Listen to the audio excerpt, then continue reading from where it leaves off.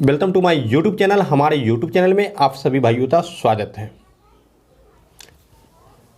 कल जो है हम देखे थे संविधान का परिचय, आज हम देखेंगे संविधान का दर्शन। जी हाँ दोस्तों, पिछले क्लास में हम संविधान का परिचय बता दिए थे, आज संविधान का दर्शन देखेंगे। जो कि हम बताए थे कल, इससे आगे बढ़ेंगे। और ये बता दें आप तो एक बार रिमाइंड दिला दे, ये क्लास बिल्कुल शुरू से है और इस क्लास से पढ़ने के बाद बीपीएससी का कोई भी प्रश्न यदि आपसे छूट जाता है तो गलती आपकी नहीं, गलती मेरी है। ठीक है, हम बीपीएससी तक तो अभर करेंगे। तो चलिए विशेष बातें करते तो कोई फायदे होने वाले हैं नहीं, तो हम स्टार्ट करते हैं। टाइम व्यस्त न करते हुए स्टार्ट करते हैं। ठीक है, आइए ज़रा हम पेन ले लेते हैं, उसके बाद स्टार्ट करते हैं।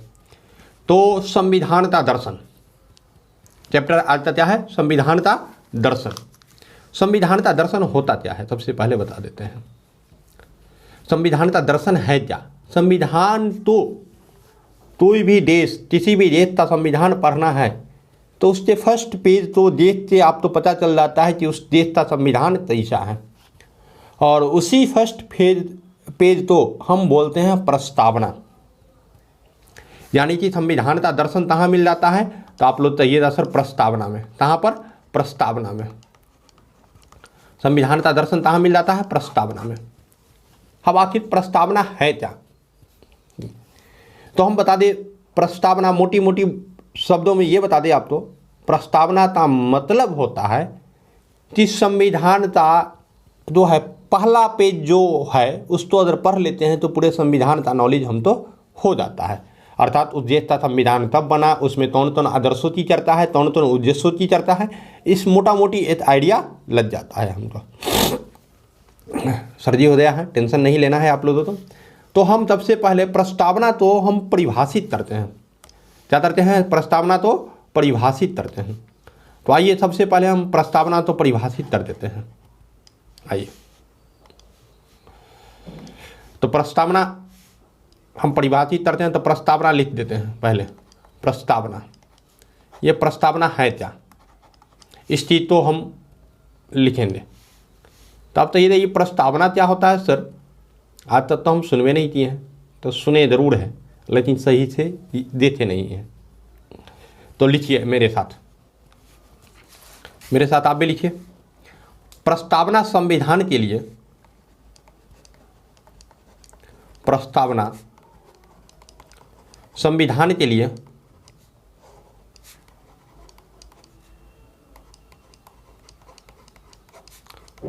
एक भूमिका, क्या है? भूमिका या आमुख है। जो हम समझाए उसी तो हम भाषा के रूप में लिख रहे हैं।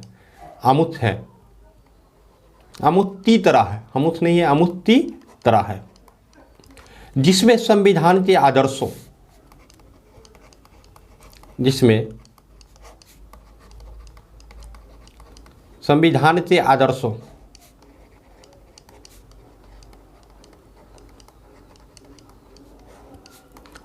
एवं उद्देश्यों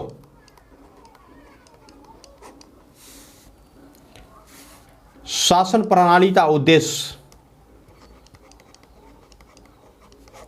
शासन प्रणाली का उद्देश्य नहीं, उद्देश्य तो शासन प्रणाली का स्वरूप, जनतंत्रात्मक है या लोकतंत्रात्मक है या फिर क्या है, और संविधान के लागू होने की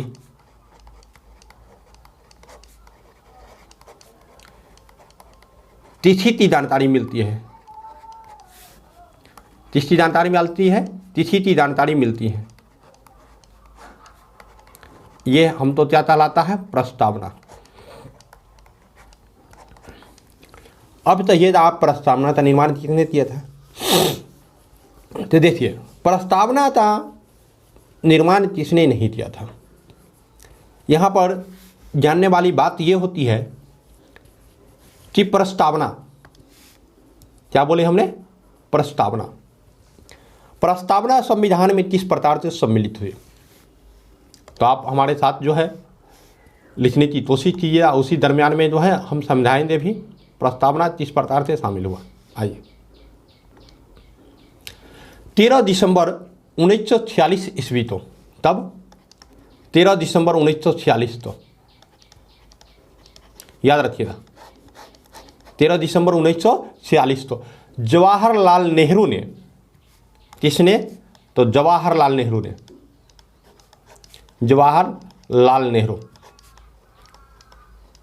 इससे पिता का नाम था मोतीलाल नेहरू, जो मोतीलाल नेहरू नाम छोड़ते गए थे वो जवाहरलाल नेहरू। जवाहर नाम भी है, जवाहर का मतलब होता है जवान, जवान की तरह काम भी करते थे। ठीक है। संविधान सभा में उद्देश्य प्रस्ताव रखा था। उद्देश्य प्रस्ताव किसने रखा? तो 13 दिसंबर 1946 तो जवाहरलाल नेहरू ने रखा था संविधान सभा में।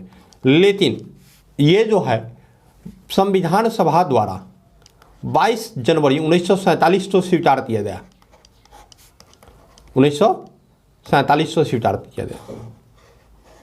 देखिए एक्चुअली बात क्या होता है, हम कोई भी बात रखते थे तो संविधान सभा में रखते थे, संविधान बनता था तो उस समय 22 जनवरी 1947 को जो क्या हुआ, हमारा स्वीकार हुआ, और यही जो है प्रस्तावना बन गया। क्या बन गया? प्रस्तावना। तो प्रस्तावना था लिखना कितना? जवाहरलाल नेहरू ने। पेश तब किया 13 दिसंबर 1946 को, और स्वीकार तब हुआ 22 जनवरी 1947 को स्वीकार हुआ। इसको हम उद्देश्यता भी बोलते हैं। प्रस्तावना तो क्या बोलते हैं? उद्देश्यता भी बोला जाता है। क्या बोला जाता है? उद्देश्यता भी बोला जाता है। तो लिख लीजिएगा उद्देश्यता। उद्देश्यता भी प्रस्तावना तो बोला जाता है, और दर्शन जो है संविधान का दर्शन इसी के अंदर है। ठीक है। तो यहाँ तक आशा करते हैं कि यहाँ तक आप लोग जो है समझ गए होंगे। थोड़ी सी लाइट हम थमा देते हैं। आइए, तो हम अब आगे चलेंगे। प्रस्तावना कहाँ से लिया गया है? बात आती है प्रस्तावना कहाँ से लिया गया है, तो आप क्या जवाब दीजिएगा? प्रस्तावना कहाँ से आती है? ठीक है। तो आइए, प्रस्तावना कहाँ से लिया गया है? क्या बोले? प्रस्तावना कहाँ से लिया गया है? तो आइए, प्रस्तावना कहाँ से लिया गया? इस चीज तो प्रस्तावना जो है अमेरिका के संविधान से लिया गया है। प्रस्तावना कहाँ से लिया गया है? अमेरिका के संविधान से। तो लिखिए, अमेरिका, प्रस्तावना अमेरिका के संविधान से लिया गया है। कहाँ से लिया गया है? तो अमेरिका के संविधान से। इस पर हम पेन बदल लेते हैं तो बेहतर रहेगा। अमेरिका के संविधान से।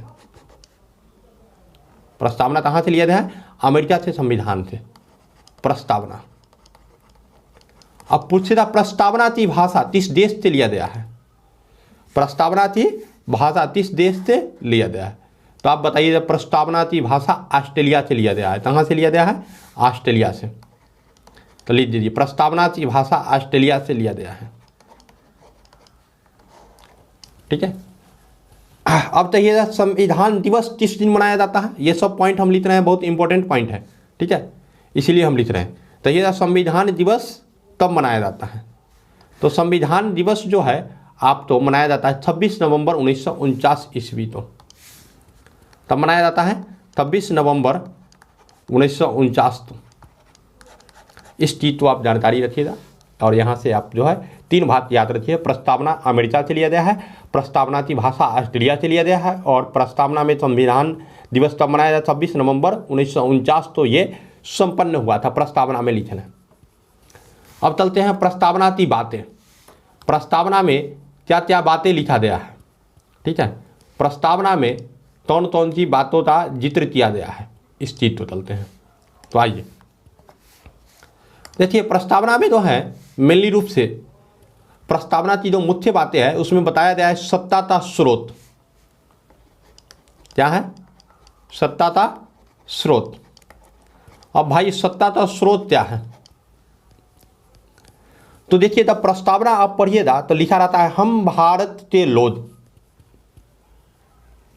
तो यानी कि प्रस्तावना की जो है स्रोत क्या हुआ? क्या हुआ स्रोत? जनता। ठीक है, प्रस्तावना का स्रोत क्या हुआ? जनता। देखिए, हम जो लिखाते हैं बहुत इंपॉर्टेंट है, जनता। और इसका मतलब क्या होता है? लोथ प्रभुता। लोथ प्रभुता जनता शब्द, तो लोथ प्रभुता शब्द किसने दिया था? तो रूसो ने दिया था, रूसो ने। यह सत्ता का स्रोत हुआ। पूछेगा सत्ता का स्रोत क्या है, तो आप तो बताना पड़ेगा हम भारत के लोग यानी जनता। ठीक है, चलिए आगे बढ़ते हैं। नेक्स्ट में है दूसरा पॉइंट हमारा ये होगा कि सत्ता का स्वरूप कैसा है, किस प्रकार की सत्ता यहाँ चल रहा है। तो सत्ता का स्वरूप, भाई स्वरूप क्या है? तो पहला स्वरूप है संपूर्ण प्रभुत्व संपन्न समाजवादी पंथ निरपेक्ष लोकतंत्रात्मक जनराज्य। अब आपके पल्ले ही नहीं पड़ा, आपके पल्ले ही नहीं पड़ा, तो कोई टेंशन नहीं है। आपके पल्ले पड़े चाहे नहीं पड़े, हम आपके पल्ले जो है परवा देंगे। तो तैसे परवा देंगे, तो चलिए देखते हैं। उस तो तैसे परवाना है पल्ले, ये हम देखेंगे और ये हमारा काम देखेगा। आ जाइए। तो पहला जो है आप तो संपूर्ण प्रभुत्व संपन्न, संपूर्ण प्रभुत्व संपन्न। दूसरा स्वरूप हमारा ये है समाजवादी। हमारी अर्थव्यवस्था तो ये है, समाजवादी अर्थव्यवस्था है। ठीक है, लेकिन समाजवादी के साथ साथ मिश्रित अर्थव्यवस्था भी है। पंथ निरपेक्ष, सारी चीज़ों की व्याख्या हम करेंगे, निरपेक्ष। उसके बाद जो है लोकतंत्रात्मक, लोकतंत्रात्मक, और उसके बाद जो हो जाएगा जनराज्य। अब देखिए यहाँ से हमने 5 वर्ड दिया आप लोगों को, संप्रभुत्व संपन्न समाजवादी पंथ निरपेक्ष लोकतंत्रात्मक जनराज्य। हमने कितना शब्द दिया? 5 शब्द दिया। 5 शब्द तो एक बार देते हैं। संपूर्ण प्रभुत्व समाजवादी पंथ निरपेक्ष लोकतंत्रात्मक जनराज्य, 5 शब्द दिया। इस 5 शब्द की एक्सप्लेन आज हम करेंगे, लेकिन सबसे पहले हम थोड़ी सी पॉइंट के बारे में हम जान लें। पॉइंट हमारा आज का क्या है? पॉइंट हमारा क्या है होने का मतलब ये होता है, या पॉइंट में जो है कुछ विशेष बातों तो हम चर्चित करते हैं प्रतिदिन। तो आइए आप भी इस तरह से जो है ना उसमें धैर्य लीजिएगा। आइए, तो आज पहला पॉइंट लोक प्रभुता के जनक कौन है? आज का मेरा पहला पॉइंट ये होगा लोक प्रभुता के जनक। लिख लीजिए, लोक प्रभुता के जनक। इसका लिखिएगा रूसो, पॉइंट बनाते आप लिख लीजिएगा रूसो। रूसो कहाँ के थे? तो फ्रांस के दार्शनिक थे। कौन थे? फ्रांस के दार्शनिक थे। इस चीज़ तो आप याद रखिएगा तो बेहतर रहेगा। कौन थे? फ्रांस से, तो दार्शनिक थे।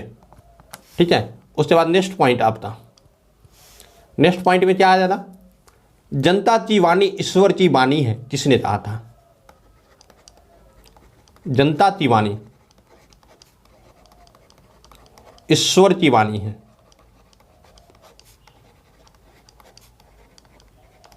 ये बात किसने कहा था? तो ये बात कहा था रूसो ने। किसने कहा था भाई? तो रूसो ने कहा था। अब जो है एक क्वेश्चन यहाँ से बड़ी VVI इंपॉर्टेंट निकल के आता है, जो मेंस में पूछे हुए हैं, BPSC मेंस में ये पूछा हुआ है। ठीक है भाई, ये क्वेश्चन क्या होता है? आप चाहे के लिए कह रहे हैं कि ये BPSC में पूछा हुआ है, तो हाँ दोस्त, ये क्वेश्चन BPSC में पूछा हुआ क्वेश्चन है। चलिए, तो इसे पूछा हुआ प्रश्न है, तो हम इसको हम देखते हैं। चलिए आइए, तो इसमें हम चर्चा कर दे आप लोगों तो किस तरह से ये क्वेश्चन आप तो पूछा गया है।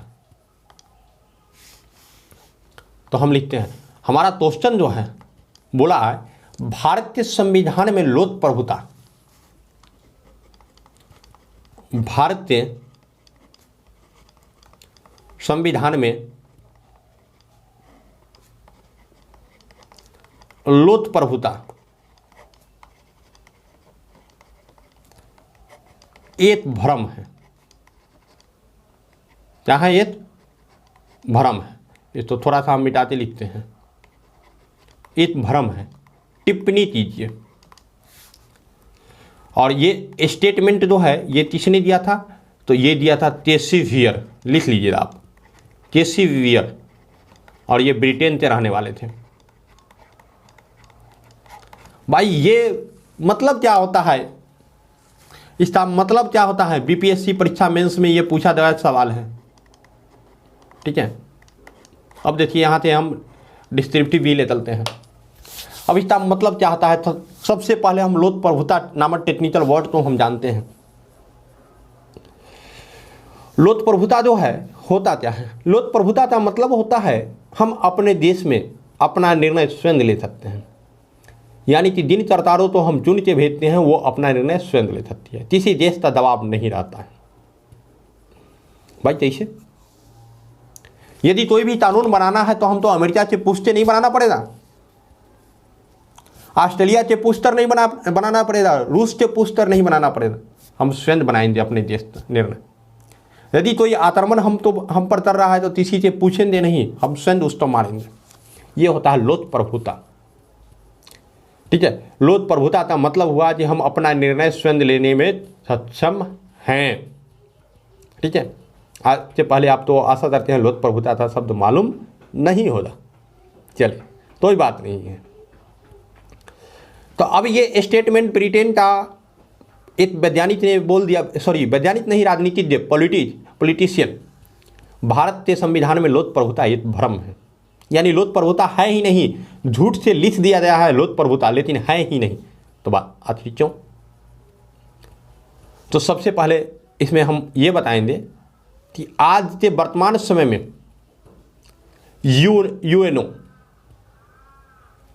उसके बाद जो IMF, वर्ल्ड बैंक, ये सब सारी संस्था हैं जिनके नियमों और संधियों द्वारा हम बंधे हुए हैं। आज हम चाहे परमाणु बम मारना तो मार नहीं सकते हैं, क्योंकि हम जुड़ चुके हैं किसी देश की संधि के साथ। तब तो ये लोकप्रभुता नहीं हुई।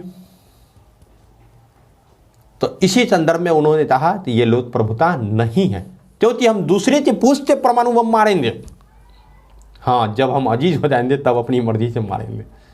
तो इस तरह से हो जाता है। दूसरी बात, जो मतलब ये संधि समझौते हैं ये दूसरे देश के साथ, जैसे हम रूस तो नहीं मार सकते हैं, अमेरिका तो नहीं मार सकते हैं, मतलब डर रहे हैं, तो ये भी इसके लिए भी बोला गया लोकप्रभुता ये भ्रम है। अगर मेरी आज़ादी होती तो मार सकते। सपोज कीजिए आप बैठते पढ़ रहे हैं, मेरा मन हुआ चार तो जाली देते, आप तो चल दिए, मेरी ये प्रभुता है, चल देंगे। लेकिन नहीं, मेरे ऊपर संविधान बना हुआ है, संविधान से हम बंधे हुए हैं, इसीलिए बोल दिया कि लोकप्रभुता ये भ्रम है। जाली देते जाएंगे, आप तुरंत मानहानि का टेस्ट कर दीजिएगा। तो है ना बड़ी बात। चलिए एक बार अगर अच्छा लगा तो मुस्कुरा दीजिए जरूर। चलिए नेक्स्ट में हम चलते हैं। अब देखिए लोकप्रभुता हो गया, लोकप्रभुता शब्द पर हम चर्चा कर दिया और ये बीपीएससी मेंस में पूछ दिया क्वेश्चन यहाँ से। अब आगे हम चलते हैं, यहाँ पर दूसरा क्वेश्चन है, इसका अगर आंसर हम तो आप तो सटीक आंसर चाहिए तो आप बोलिएगा, हम फोटो जीतते भेज देंगे आप पर। मेरे व्हाट्सएप नंबर तो है 9708867151 पर कॉल कीजिएगा, आप तो उसका फोटो जीतते मिल जाएगा, पूरा एकदम सटीक आंसर मिल जाएगा। आइए यहाँ तो हम समझा दिए हैं। अब नेक्स्ट शब्द है संप्रभुता। ये क्या होता है संप्रभुता? हमने बताया नेक्स्ट शब्द है संप्रभुता। ये होता क्या है संप्रभुता आखिर? तो इसको सॉरी संप्रभुत्व संपन्न, क्या बोले? संप्रभुत्व संपन्न, संपूर्ण प्रभुत्व संपन्न। इस सब का अर्थ जानना आप तो जरूरी है। यहाँ से क्वेश्चन जो है एराइज करता है और आप फंस जाइएगा यहाँ पर आते, तो टेंशन नहीं लीजिएगा, फंसने हम नहीं देंगे, आप लोग टेंशन लेना बंद कर दें। एक्चुअली होता क्या है यहाँ पर कि थोड़ी सी दिक्कत हो जाती है कि ये शब्द का मतलब क्या होता है। तो लिखिए संप्रभुत्व संपन्न से तात्पर्य है कि संपूर्ण प्रभुत्व संपन्न से तात्पर्य है कि तात्पर्य एक ऐसे देश से है जो आंतरिक और बाह्य मामले में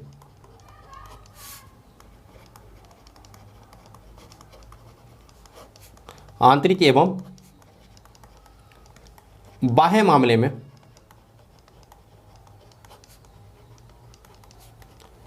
निर्णय लेने के लिए स्वतंत्र होता है।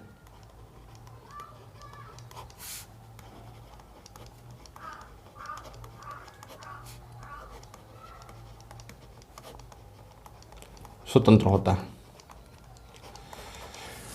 देखिए कोई भी निर्णय हम स्वयं ले सकते हैं तो संपूर्ण प्रभुत्व संपन्न कहलाते हैं। क्या कहलाते हैं? संपूर्ण प्रभुत्व संपन्न। और यहाँ से भी क्वेश्चन बीपीएससी में एराइज कर दिया गया है। ठीक है, क्या कर दिया गया? यहाँ से भी क्वेश्चन जो है एराइज कर दिया गया है।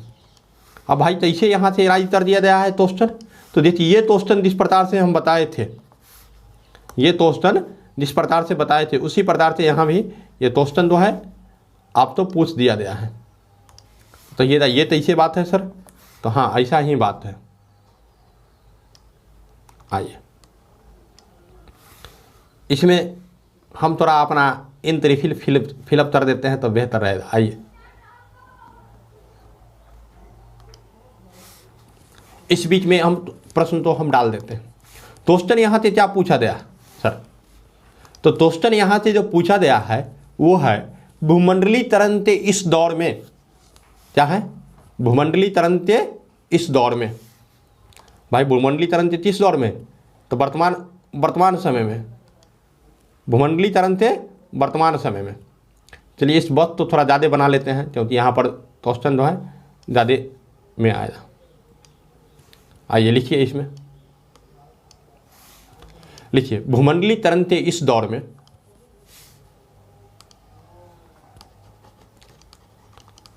आप तो क्वेश्चन लिखते चलना है, इसलिए कि आगे जब पढ़िएगा तो आसान लगेगा।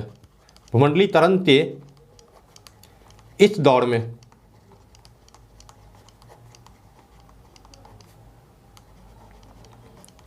भारत के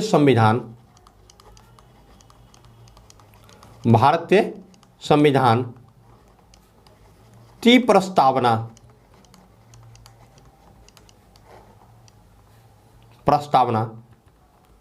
में वर्णित